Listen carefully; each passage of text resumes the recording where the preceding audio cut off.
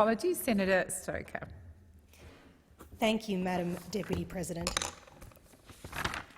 I appreciate this opportunity to reflect on the impact of the coronavirus on Australians and Queenslanders so far. It's been hard. It's been hard for people facing work shutdowns. It's been hard for businesses who aren't sure whether they're going to make it through. It's been hard for families as they were thrown into the deep end of homeschooling, often trying to work from home at the same time. It's been hard for the elderly and sick, who face the knowledge that this virus is most dangerous to them, and they've faced additional isolation as a result.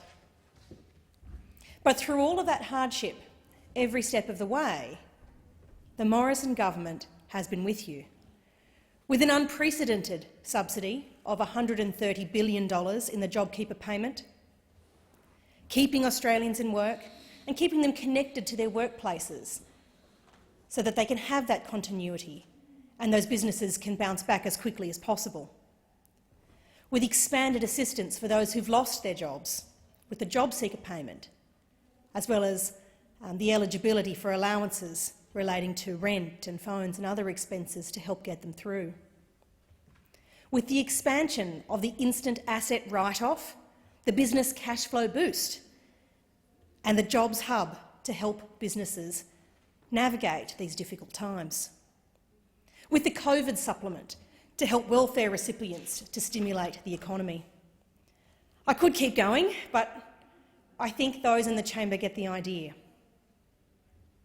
It's a lot of spending, and I'm not ashamed to say that that level of spending pushes my boundaries, but it should, because it's not my money or the government's money, it's your money. It's the Australian public's money, the taxpayers' money, and it's our children's money.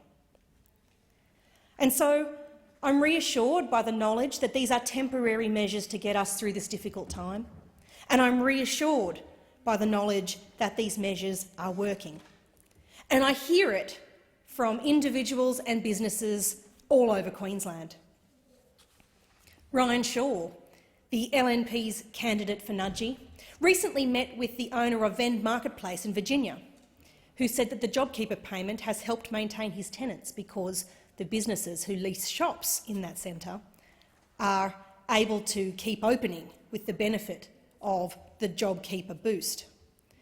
My office has heard from Ryan Dickens from Dickens Training and Assessing Services. He provides vocational training in the construction and earth-moving industries. There are wonderful Queensland businesses that provides training right across Queensland and even into New South Wales. Not only have they benefited from the JobKeeper payments to keep their staff on, but they've particularly benefited from the cash flow boost, which has been implemented by the Morrison government, and this has allowed them to adjust their workplace so that they can continue to deliver training in a COVID-safe economy. I was really pleased to hear from my friend and colleague Angie Bell, the member for Moncrief, that the JobKeeper program has made it possible for the Southport Yacht Club to stay in business, a community club which has been operational since 1949. Surfers Paradise MP John Paul Langbrook told me that his electorate in the small business capital of Queensland, which statistically it is, was hurting given the downturn in tourism that has come by the closing of borders and the requirement for Australians to stay home. Thousands of restaurants, cafes and shops normally thrive in that bustling little community. But many have been brought to their knees by COVID-19. Thanks to the JobKeeper program, many of them have been able to keep their doors open. And here's just a couple of examples. The Edgewater restaurant, run by John and Tracy Cianci, is open again for business on Saturday, with staff being supported by the Morrison government's JobKeeper program. The Moana restaurant on the Isle of Capri has been able to retain long-term staff by pivoting so that they can provide takeaways, and they'll shortly open for dinners from this weekend.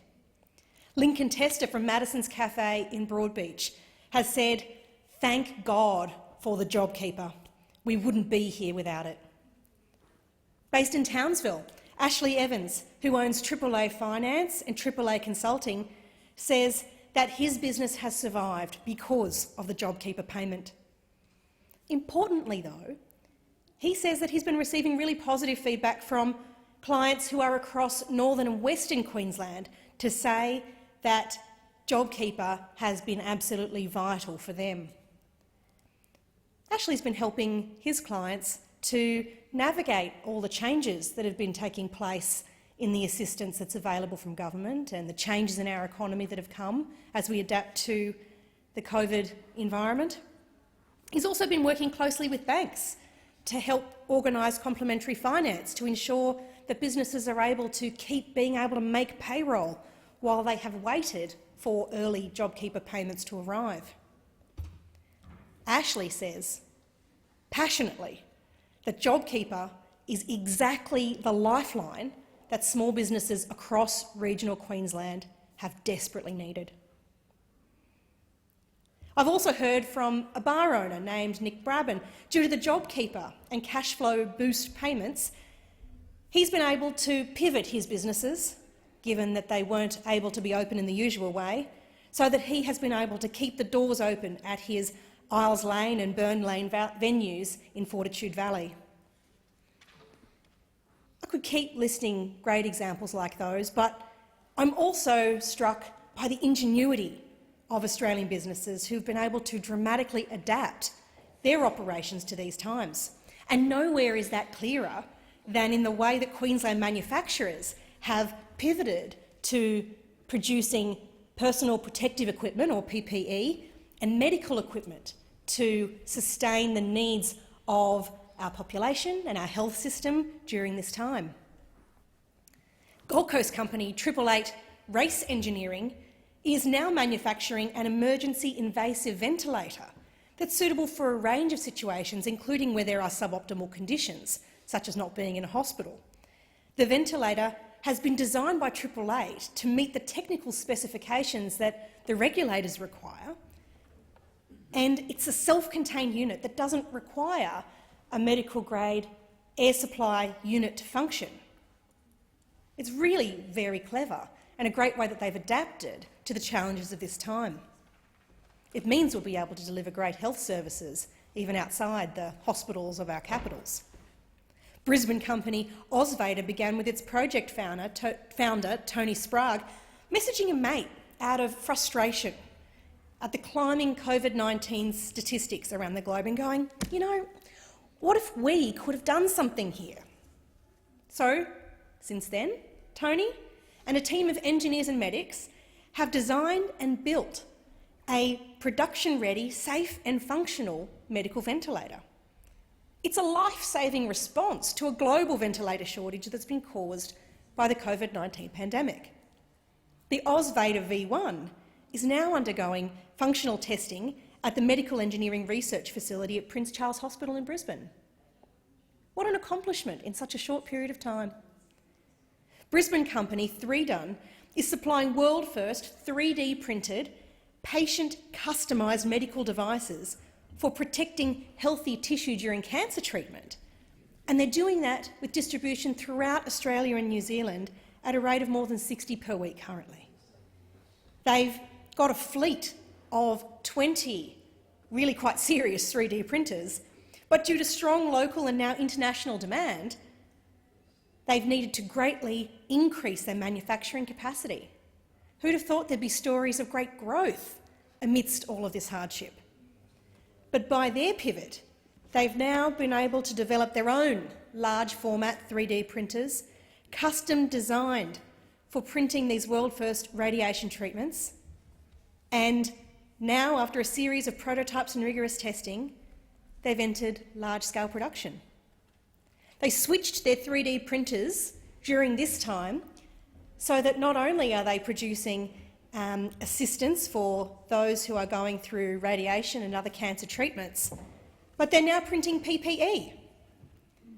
They've crowdsourced more 3D printed parts from all over Australia, and that's how they are, rather ingeniously, keeping up with PPE demand from Australian hospitals.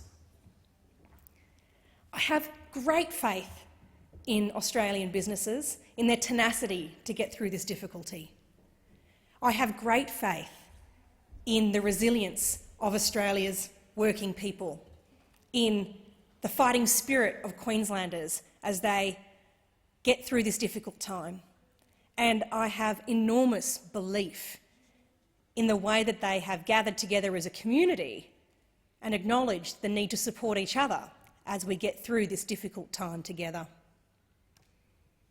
I'll conclude by saying to each and every one of those Queenslanders, the Morrison government is here with you every step of the way through this challenging time.